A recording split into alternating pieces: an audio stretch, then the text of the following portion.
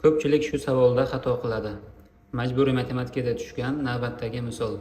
20 metr uzunlikdagi mato 2/3 nisbatda bo'lingan kichik matoning uzunligini toping. 2 bo'lingan 3 nisbatda degani uchun 2x 3x deb olamiz. Ya'ni birinchi matoni uzunligi 2x, ikkinchi matoni uzunligi 3x. Ikkalasini bir-biriga qo'shsak, bizdagi jami matoga teng chiqishi kerak. Ya'ni birinchi matoning bo'lagi va ikkinchi matoni bo'lagini bir-biriga qo'shsak, teng chiqishi kerak 20 metrga. 2 ta x ga 3 ta x, 5 ta x teng bo'lar ekan 20 ga. Bu yerdan x teng 4 ga. Bizda birinchi matoyimiz uzunligi 2x ga teng edi. Demak, bu 2 ta 4 degani, ya'ni 8 metrga teng.